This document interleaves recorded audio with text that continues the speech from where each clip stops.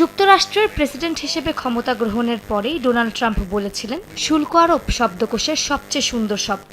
সেই বক্তব্যের ধারাবাহিকতায় একের পর এক দেশ পণ্যের শুল্ক আরোপ করে যাচ্ছেন। গেল বুধবার যুক্তরাষ্ট্রে আমদানি করা সব গাড়ির ওপরও 25% শুল্ক আরোপ করেন মার্কিন প্রেসিডেন্ট। বাড়তি শুল্ক আরোপের পর দেশটিতে গাড়ির সব চালান স্থগিত করার ঘোষণা দিয়েছে যুক্তরাজ্য ভিত্তিক গাড়ি নির্মাতা প্রতিষ্ঠান জাগুয়ার ল্যান্ড রোভার। প্রতিষ্ঠানটি বলছে, এ সময় তারা বাণিজ্যের নতুন শর্তাবলী মোকাবিলা নিয়ে কাজ করবে। জাগুয়ার অ্যান্ড রোভার অটোমোটিভের পক্ষ থেকে এক বিবৃতিতে জানানো হয়, যুক্তরাষ্ট্র তাদের অন্যতম গুরুত্বপূর্ণ বাজার হলেও তারা নতুন শুল্ক নীতির সাথে তাল মিলিয়ে দীর্ঘমেয়াদী পরিকল্পনা পুনর্মূল্যায়ন করবে। এদিকে টেসলা প্রতিষ্ঠাতা ইলন মাস্কও ট্রাম্পের শুল্ক নীতির বিরুদ্ধে অবস্থান নিয়েছেন। যুক্তরাষ্ট্র এবং ইউরোপের মধ্যে শূন্য শুল্ক ব্যবস্থা থাকা উচিত বলে মনে করেন মাস্ক। শুল্ক আরোপের কারণে টেসলার বাজার মূল্য বিপদে পড়তে পারে বলে আশঙ্কা প্রকাশ করেছেন তিনি।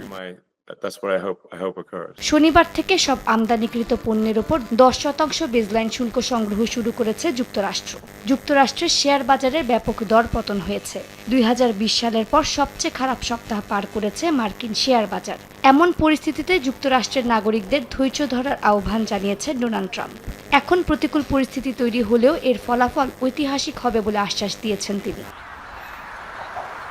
যুক্তরাজ্য এবং ফ্রান্স সহ শতাধিক দেশ এই শুল্কের প্রভাবের মধ্যে পড়েছে এবং দেশগুলোর নেতারা বলছেন, যে কোনো মূল্যে এই পরিস্থিতি মোকাবিলা করতে হবে। অন্যদিকে চীনের পররাষ্ট্র মন্ত্রণালয় ডোনাল্ড ট্রাম্পকে শুল্ককে অস্ত্র হিসেবে ব্যবহার না করার হুঁশিয়ারি দিয়েছে।